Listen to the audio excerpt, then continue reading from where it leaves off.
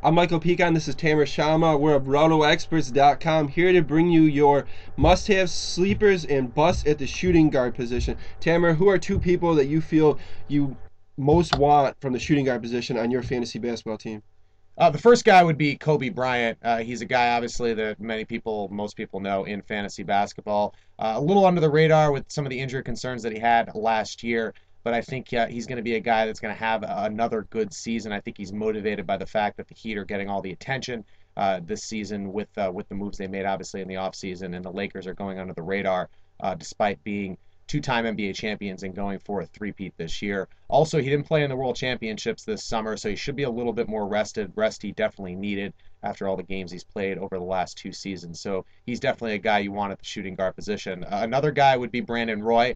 He dealt with some knee injuries towards the end of last season, going a little bit under the radar this year. I think he's ready to bounce back and top the numbers that he put up 2 years ago, which was a career season for him.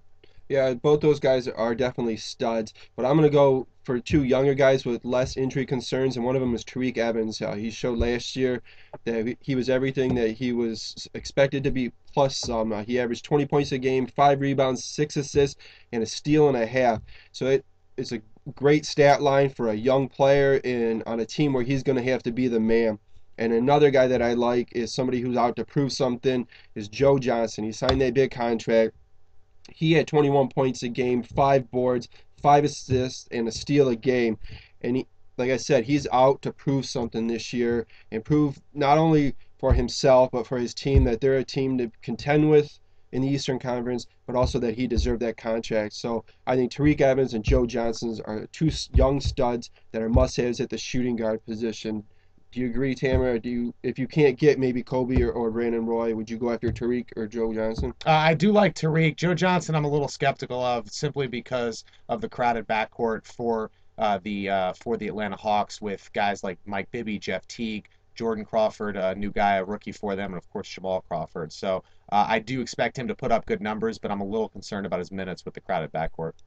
Yeah, it's a concern, and also with Joe Johnson, he tends to lend his stat line more towards points. But like I said, he's somebody that's gonna be drafted a little later in rounds, probably after Kobe and Roy. So this is a guy that you can target and will be somebody that's out to prove he's worth everything there is.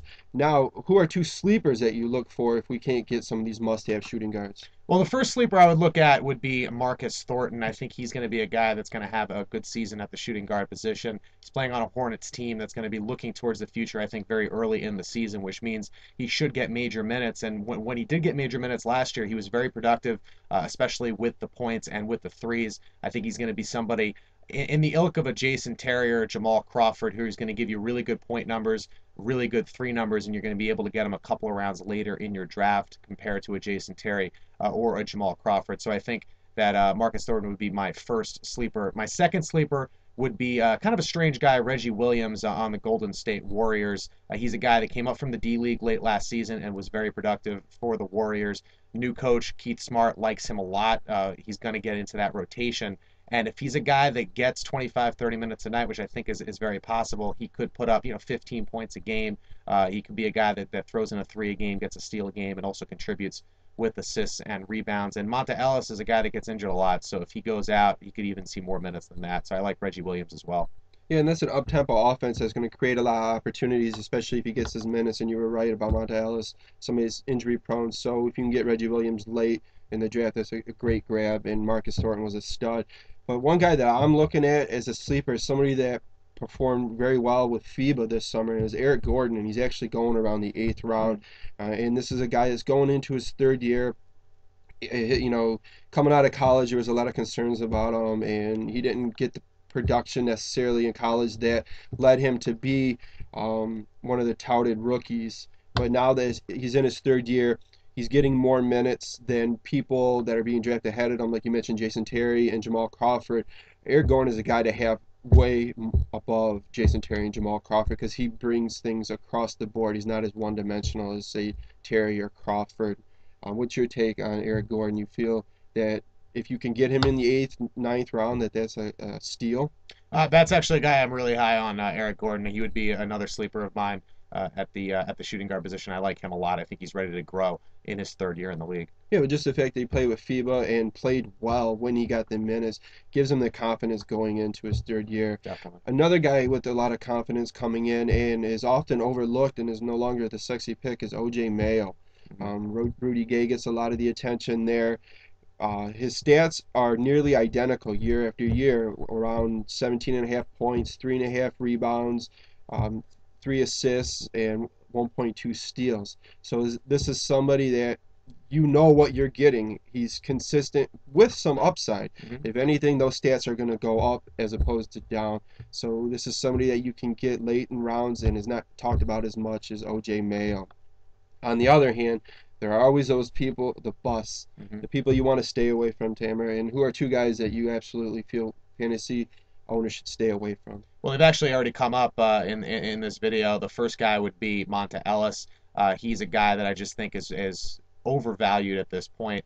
You look at his stats from last year; they were great, but he played 41 minutes a night, something that I don't think new coach Keith Smart is going to allow. Don Nelson was a very strange coach and would make his elite players play ridiculous minutes. I don't think that's going to happen again this year for Monta Ellis. So you can look for his points to drop all the way from the mid 20s down into the high teens. Also, Stephen Curry is a factor as well. I think he's going to get more offensive possessions and more offensive looks in his second season, which is going to take away from Monta Ellis. And you go back to the 41 minutes a night that he played last year. I think that could take a toll on his body. He's injury prone and he could miss some time this year. So that would be my first bust. The second bust is Jamal Crawford. He's a guy that, like Joe Johnson, is stuck in a situation with a lot of options at the one and the two.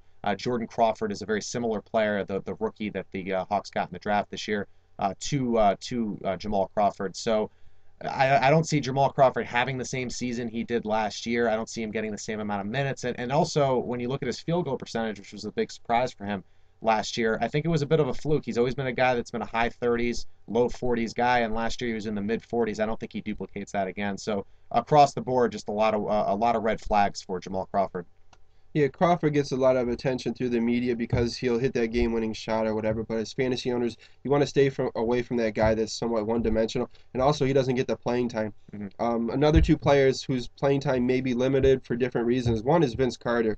He can't seem to stay healthy, and although he's multi-eligible at positions, he's listed as a shooting guard. He's just not consistent, and you also want to stay away from him due to the injury concerns. And another guy who's going to lose minutes this year is Jason Terry. Mm-hmm. Terry is a guy that is a popular name, and as we mentioned, he's getting drafted ahead of people like Eric Gordon and OJ Mayo, but will not have the minutes nor the production that he's had in the past. I agree. Yeah, I agree definitely with both of those picks, especially Terry. I think Terry is on the downside of his career. Minutes are always a difficult thing for him, and he really just needs to be at the top of his game in order to be productive in fantasy basketball because he doesn't get a lot of minutes, and I think he's starting to slip as a player. So definitely somebody to avoid in your fantasy drafts. Yeah. Well, I'm Michael Pichan, Tamer Chamma, RotoExperts.com. Make sure you visit us at RotoExperts.com to get some pre-draft information to help you take your draft by storm. Also, follow us during the season as Tamer breaks down and gives you analysis in his articles. And also follow us on Twitter at RotoExperts.